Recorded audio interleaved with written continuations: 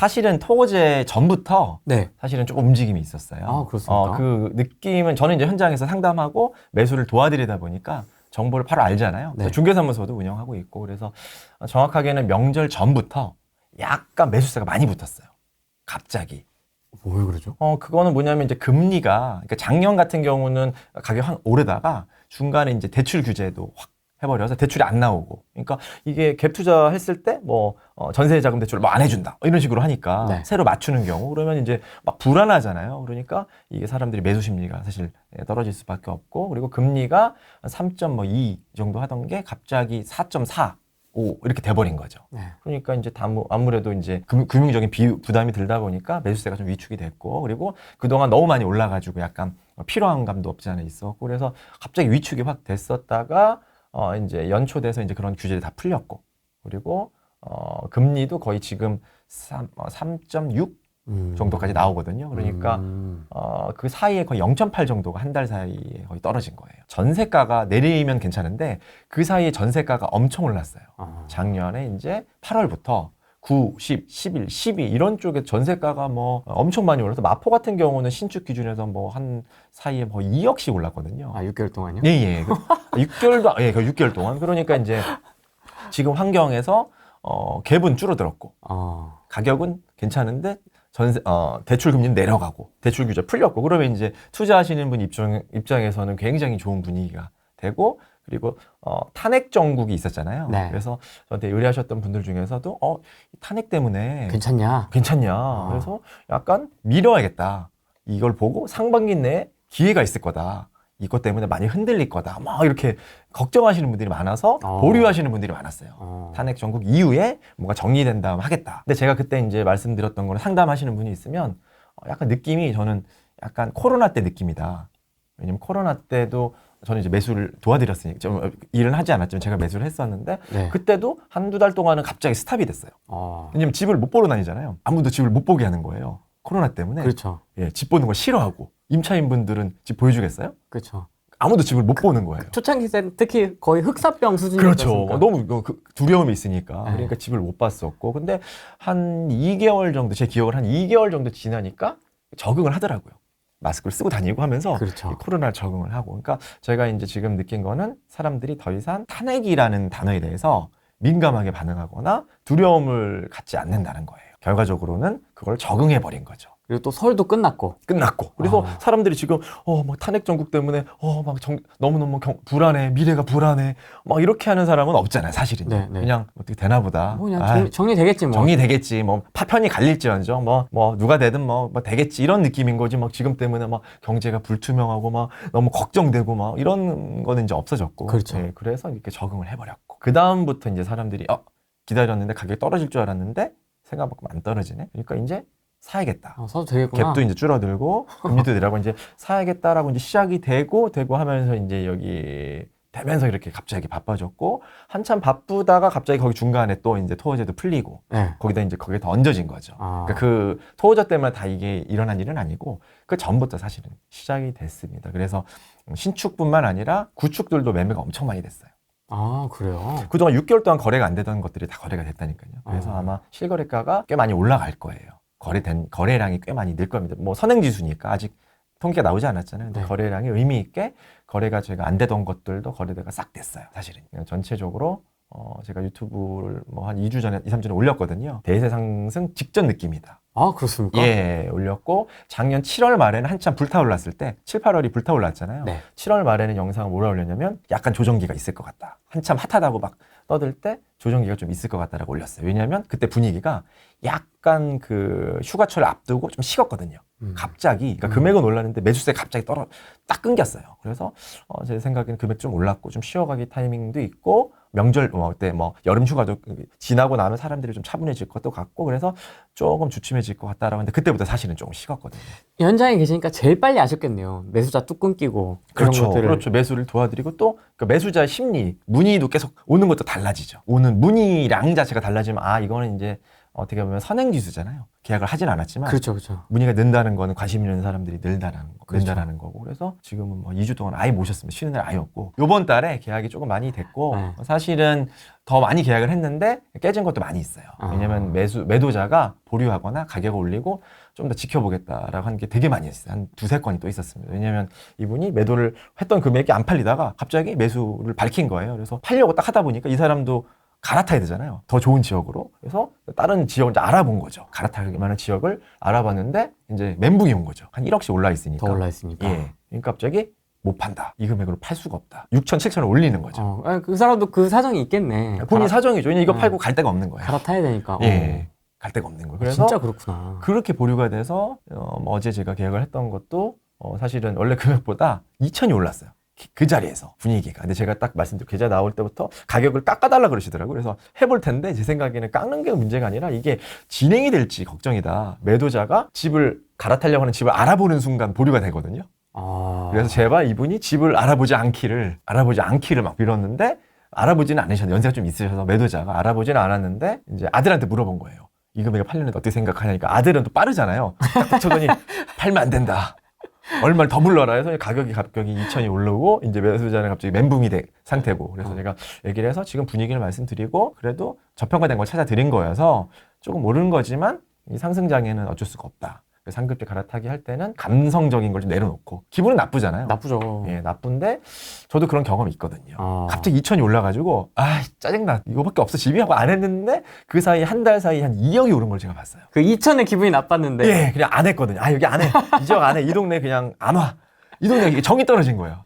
정이 떨어져서 안 해 했는데 갑자기 한두 달 만에 2억씩 올라가지고 완전 공감된다. 예, 그때가 이제 예전에 목동을 하나 더 매수할 때 집이 있었고 한 채 더 매수하려고 했었는데 네. 갑자기 여기 올라간 거예요. 네. 짜증이 나가지고 제가 안 해 했는데 그 사이에 그때 갑자기 올라가지고 한 2억씩 올라갔던 기억이 나요. 그때 한참 올랐을 때 그래서 제가 이제 그런 것들을 이제 얘기해드려서 경험상 말씀드리고 이런 경험이 있다. 10몇 년 전의 경험이거든요. 그래서 네. 기분은 나쁘지만 이성적으로 생각해야 된다. 돈은 정직하다. 이거를 막 감정적으로 생각하는 게 덜어내고 이 금액도 그래도 괜찮은 건지 판단을 이제 해야 되는 건데 최근 실거래가보다는 한 2천 정도 오른 거긴 하거든요. 근데 지금 분위기가 뭐 더 많이 올랐으니까 그런 건 오히려 이게 더 많이 오르지 않은 거를 운 좋게 생각해야 된다. 보류가 되지 않은 게 그럼 선택의 여지가 더 없거든요. 그 다음 매물은 이거보다 훨씬 비싼 거거든요. 5천 차이가 나니까 네. 그걸 할 수는 없잖아요. 그러니까 5천 비싼 거보다 2천 비싼 게 나은 것 같아서 그냥 과감한 결정하시면 좋겠다라고 이제 말씀드렸더니 그래도 신뢰가 있으셔서 그래도 믿고 하겠다고 얘기를 잘 하셔서 그런 게 진행된 건이 저번 주만 몇 건이 있었어요. 그게 한 건이 아니고 지금 여러 건이. 저는 뭐 잠실 쪽도 그렇고 강동 쪽, 목동 쪽, 마포 쪽을 다 이렇게 두루두루 다 도와드렸는데 분위기가 다 똑같습니다. 그 정도. 중급지, 중상급지 이상은 분위기가 거의 비슷하고 이게 이제 조만간 그 중급지까지도 한 달 안에 도달을 할 거라고 생각은 하고 있습니다. 7, 8월 정도까지는 예. 한 뭐 저쪽 강남을 기준으로 본다면 마용, 성동구 정도의 동대문까지 이렇게 예. 완전히 뻗쳐나가지 못했지 않습니까? 온기가 그렇죠. 완전한 온기는. 예. 근데 이번에는 좀 어떨 거라고 보세요? 그러니까 앞으로의 집값에 대한 이야기거든요. 예. 서울 집값?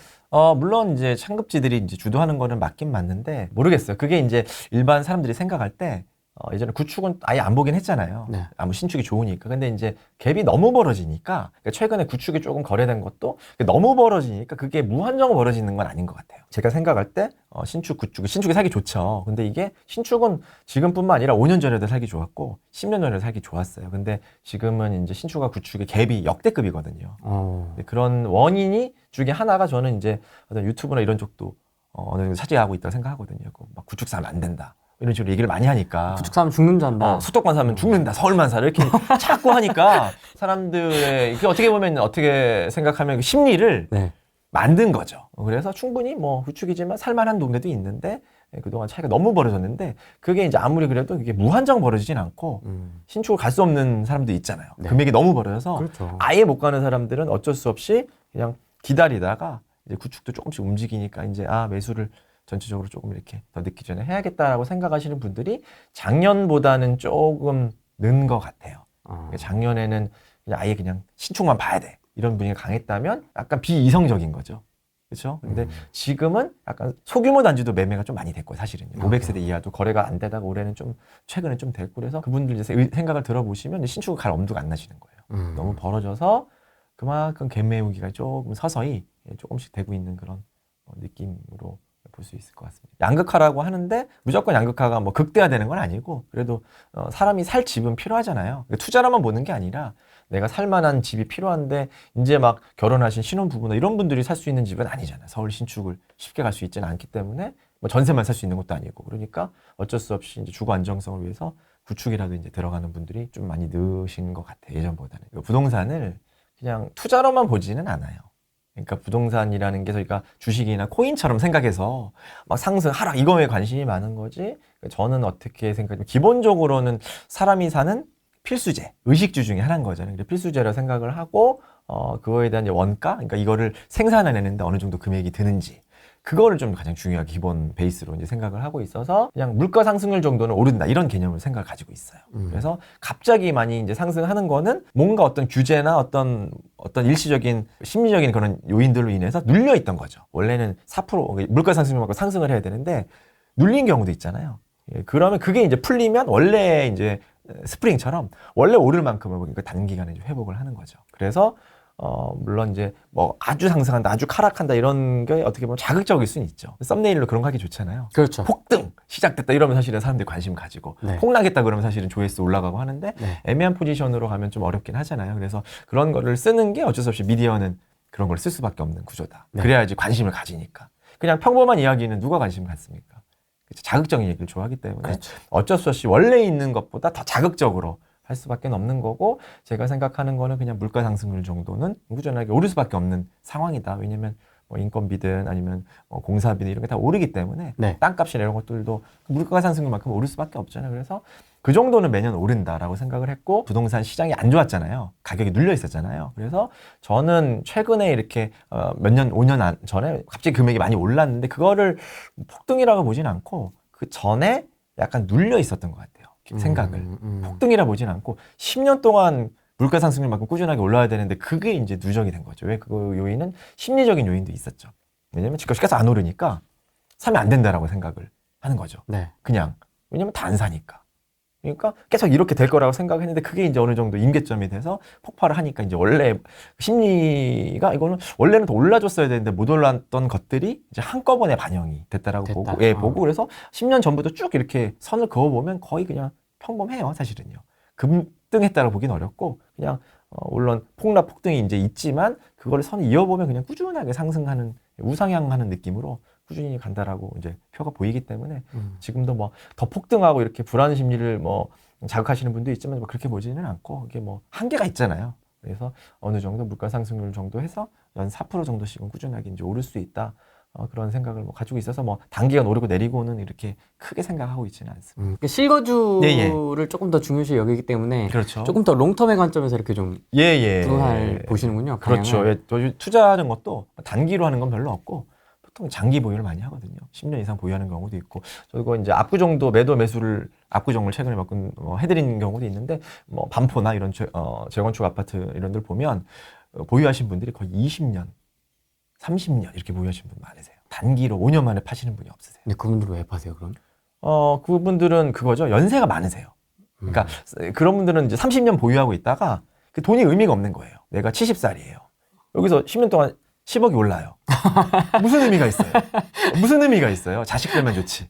무슨 의미가 있어요? 그렇죠. 그렇죠. 써야지. 그거 팔고 그냥 내가 그거 10년 동안 즐기는 게 낫죠. 아, 그렇죠. 그런 분들은 팔 수밖에 없고 그리고 나온 것들이 대부분은 또 증여 그리고 상속 가지고 있다 돌아가셔가지고 자녀들이 교통정리. 네 교통정리하면서 나오고 거의 그렇게 파시는 거죠. 그런 분들이 수익률이 제일 좋더라고요. 수익률이 대박입니다. 예. 좋은 거 하나 딱 하고 예. 쭉 하는. 그런 것들은 수익률이 대박이에요. 말도 안 돼요. 예. 어. 이것저것 파시는 분보다 그런 분들이 대박입니다. 서울 기준으로 뭐 동네마다 조금씩 달라서 이것도 예. 좀 포괄적으로 그냥 질문을 드릴 테니까 예. 그러니까 뭐 나눠서 설명을 해주셔도 좋을 것 같습니다. 예. 지금 사도 될까요? 저는 뭐 어떤 포지션에 따라 좀 다른데, 그러니까 무리해서 막 대출을 많이 받아서 하면 그만큼 수익이 안 날 수도 있죠. 제가 연문 4% 정도 상승이라고 말씀드렸잖아요. 그래서 그렇게 생각했을 때 막 대출 금리를 너무 많이 받고 그러면 사실은 그만큼 오를까라는 생각을 해요. 근데 그게 아니라 무주택자거나 뭐 갈아타기 하실 분들은 언제든지 지금 괜찮은 시기라고 생각을 하는 게 그냥 4%씩 오르니까 내가 가지고 있는 집보다 상급지를 가려면 갭이 벌어질 수밖에 없어요. 네. 왜냐하면 점점 금액이 오를수록 비싼 게 더 오르잖아요. 그러니까 갭이 벌어지기 때문에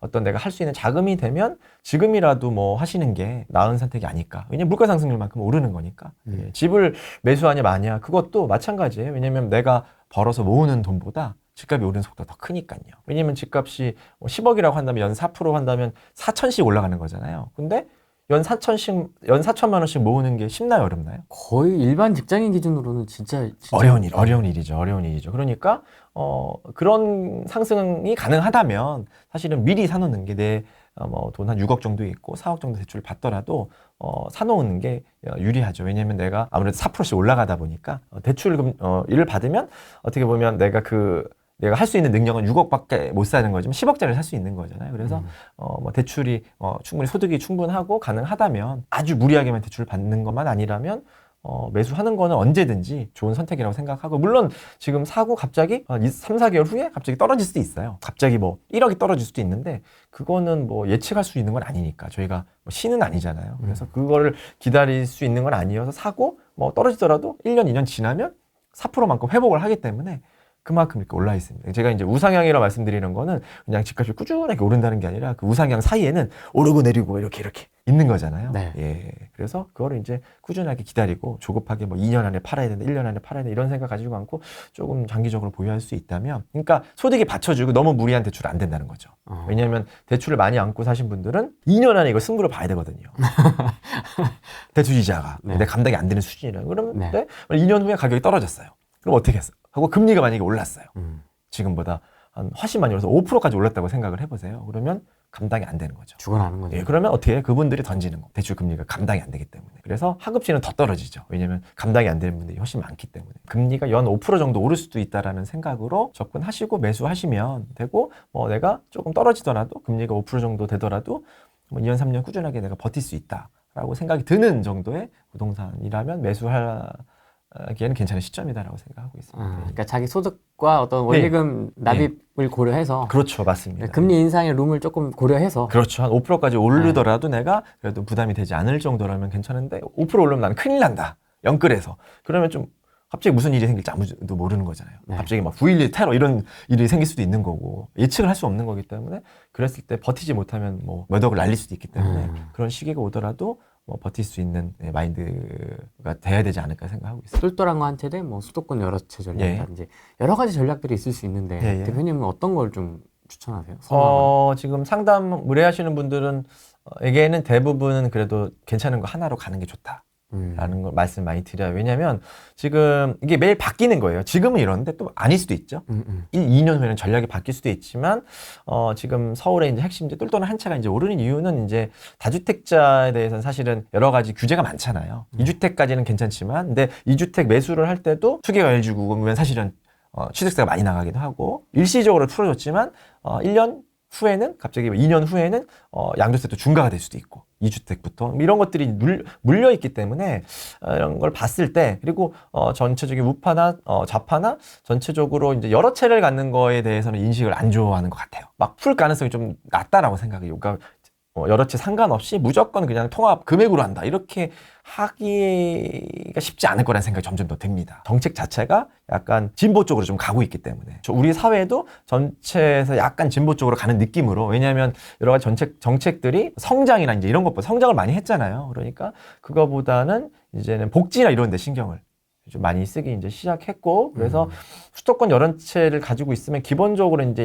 팔 때 세금에 대한 부분들이 리스크가 커질 수밖에 없다. 정권이 또 어떻게 바뀔 수도 있기 때문에 그런 리스크를 감안했을 때는 여러 개 가지고 있는 게 굉장히 불리하고 문제가 될 여지가 있기 때문에 1주택은 그래도 잘 안 건드리잖아요. 그러니까 1주택이 조금 더 안정적인 선택이라고 저는 이제 판단이 되고, 또 하나 다른 관점에서 보면, 저도 이제 다주택 짤 때 있었고 지금도 여러 채 관리를 하지만 가면 갈수록 여러 채를 가지고 있는 게 힘들어져요. 정신적으로. 그러니까 세금 문제뿐만 아니라 그런 주택들을 관리하는 게 어렵습니다. 그러니까 내가 여러 채를 가지고 있다라는 거는 내가 사는 집은 하나고 나머지는 다 임차를 주고 있다는 거잖아요. 임차인 관리가 되게 어려워요. 그리고 요즘은 임차인들이 집을 잘 안 보여줍니다. 내가 팔고 싶을 때 못 팝니다. 내가 지금 딱 팔아야 돼요. 언제 가장 비싸게 팔 수 있습니까? 입주 가능한 상태가 가장 비싸잖아요. 갭 투자도 들어올 수 있고 입주한 사람도 선택할 수 있고 네. 가장 비싸게 팔 수 있는데 내가 딱 만기가 돼가지고 팔려고 해요. 근데 갱신권이 남아 있어요. 그 임차인은 안 보여줍니다. 그렇죠. 전세가가 지금 올라 있어요. 2억 올라 있다 그랬잖아요. 네. 그런 지역은 아예 안 보여줍니다. 집을 볼 수가 없어요. 그냥 상상 속으로 판단하고 말씀을 비평해드려야 됩니다. 보고 할 수가 없어요. 그리고 그 사람을 설득하는 것도 어려워요. 임대인이 그 사람 전화해서 좀 보여달라 그러면 싫다. 왜 보여줘야 되냐? 보여줄 의무가 있나요? 이렇게 얘기해요, 이제요. 의무가 있나요? 이런 얘기 많이 하죠. 예, 꼭 보여줘야 되나요? 왜 보여줘야 되나요? 이렇게. 왜냐면 또 누가 자기 집에 오는 걸 싫어하죠. 네. 당연히 싫어하겠죠. 네. 예전에는 그래도 임대인이 어떤 권리가 있었기 때문에 이 사람한테 밑보이면 재계약이 안 된다, 쫓겨난다 이런 느낌이 있었기 때문에 그냥 보여줬는데 옛날엔 낭만이 있었어. 낭만이 있었죠. 그죠? 예, 그래서 서로 그래도 좀 인정해주고 그죠. 또 이렇게 좀 있고 또 전세금도 안 올리고 그죠. 좀 이렇게 안 올려주고 서로 예, 봐주는. 서로 봐주고 이렇게 잘 해줬으니까 그 대신 임대료를 안 올릴게요. 이렇게 서로 이게 있었는데 지금은 임대료를 안 올려도 안 보여줘요. 그게 달라요. 요즘 법대로 가는 거죠. 원리 원칙대로만 하는 거죠. 요즘 MZ들은 무섭습니다. 무섭습니다. 내가 만약에 만기일 있어요. 나가야 돼요. 다른 집 구해야 돼요. 그러면 근데 만약에 만기 안에 전세금 못 준대. 집을 구해야지 줄 수 있대요. 네. 제가 겪은 거예요, 다. 네. 네. 그러면 어떻게 하냐? 다 보증보험이 돼 있잖아요. 네. 그냥 나갑니다. 임차권 등기 딱 신청해서 딱 걸어버려요. 그러면 임차권 등기 딱 찍히잖아요. 등기 보증보험. 찍히죠. 그러면 매수하는 사람이 일단 하기가 어려워요. 그렇죠. 그리고 임차인도 안 들어와요. 이 집이 전세금을 못 돌려주는구나. 그러면 들어오겠어요, 임차인이? 전세 구하기 어렵죠. 그게 딱 찍히면 전세 빼기가 어렵습니다. 매도는 돼도. 그러니까 그렇게 되면 이제 복잡해지는 거죠. 그렇게 하고 나갑니다. 요즘 MZ들은 예, 그냥 과감하게 누가 사생활 침해하는 거 싫어하기 때문에 보여주는 것도 어렵고 집을 보여줘도 어쩔 수 없이 보여줘도 인상 쓰고 있기 때문에 왜냐하면 본인이 어차피 다른 집을 가기로 결정을 했어요. 그래도 집을 보여줘도 인상을 씁니다. 의무잖아요. 그래 내가 받아지 나가는 거니까. 그러니까 내가 갱신권 청구하는 게 아니라 청구를 다 썼고 그냥 만료가 돼서 나가는 거예요. 근데 전세가가 올라가 있을 거 아니에요. 가는데도 기분이 일단 안 좋아요. 전세금이 몇 억 올랐기 때문에 2년 전에 비해서 일단 기분이 안 좋죠. 그 나이 있으신 세입자분들 이렇게 집 소개도 해주는데. 그렇죠. 근데 이제 그런 분들이 점점 적죠. 예, 점점 적어지고. 뭐 이런 건 좋았고 이런 건 조금 아쉬웠고 이런 건 다 얘기해줬는데 옛날에. 옛날에 했는데 이제는 그냥 인상 쓰고 있어요. 기분이 안 좋은 거예요. 전세가 올랐기 때문에. 예. 그런 분들을 관리하는 게 굉장히 어렵고 뭐 고쳐달라 이런 게 더 까다로워요. 예전에 그냥 임차인분들이 고쳐서 쓰시는 것도 있어요. 지금은 다 청구합니다. 재건축인데 재건축이 몇 개 있으시지 않습니까? 예. 근데 괜찮으세요? 그거 관리하는 거? 어떠세요? 뭐 하나는 제가 살고 있고 네. 하나는 뭐 줬는데 그것도 그냥 뭐 해달라 그러면 해주는 거죠. 그리고 저는 이제 제 거를 매도 매수도 많이 했지만 제 것도 뭐 많이 샀잖아요. 경험이 많잖아요. 그리고 중개도 많이 해드렸기 때문에 그런 하자에 대한 노하우가 있어서 딱딱 보고 뭐 불만 있다 그러면 제가 딱 봐서 이거 아닌 것 같다면 제가 가가지고 딱딱 이거 아니네요 그러면 예 그럼 그냥 씁니다. 그 임차인분들이 그냥 무조건 고쳐달라고 하거든요. 잘 알아보지도 않고. 왜냐면 그렇죠. 내가 이렇게 막 내 집이 아닌데 그렇게 정성 들일 필요는 없어도 뭐가 문제면 그냥 뭐 고쳐주세요. 이러면 뭐 견적 뭐 100만 원 나오고 이러는데 딱 가보면 뭐 막혀있는데 주먹으로 딱 빼면 배수구가 막혔대요. 뭐가 딱딱 막혔대요. 그래서 아닌데 하고 딱 빼면 그냥 빠져요. 물이 잘 내려가요. 됐죠? 이러고 가는 경우도 있고. 그러니까 제가 이제 셀프로 웬만한 거는 이제 하자나 이런 것들은 딱 이거는 저희 하자가 아니라 관리실에 물어보면 됩니다. 그러면 관리실처럼 해주고. 그러니까 그 어떤 하자가 어디서 원인인지 좀 빨리 파악이 되기 때문에 그런 거 있으면 제가 해줄 것만 딱 해주고 아닌 것들은 위층에 얘기하라. 아니면 뭐 옆에 관리사무소에 얘기하라. 그러면 딱딱딱 해결이 되고 뭐가 안 된다 그러면 보일러 안 되면 뭐 배관기에 문제가 있을 수 있다. 거기 밑에 싱크대 밑에 내려오면 있다. 그럼 그거 딱 하면 뭐 9만 원이면 고치고 뭐 이런 것들이 있어서 그렇게 되는데 일반인 분들은 그런 게 점점 어려워지죠. 관리하는 거 사람을 상대를 해야 되니까 그렇죠. 자꾸 전세 뺄 때마다 얘기하고 뭐 보여달라고 부탁하고 이러니까 그게 이제 사실은 옛날만큼 쉽지가 않기 때문에 의리거든요. 임대인이 보여달라고 부탁을 해야 되기 때문에 예전부터 갑이 아닙니다. 그러니까 그런 관리하는 것도 이제 점점 어려워지고 이거 막 5째 6째 관리한다고 하면 저는 이제 못해요. 그 상대를 거의 뭐 한두 달마다 계속 연락 올 거 아니에요. 고쳐달라고. 그럼 뭐 일을 할 수가 없기 때문에 신경 쓰기가 싫어가지고 점점점 그런 것들이 이제 스트레스로 다가오고 있어요.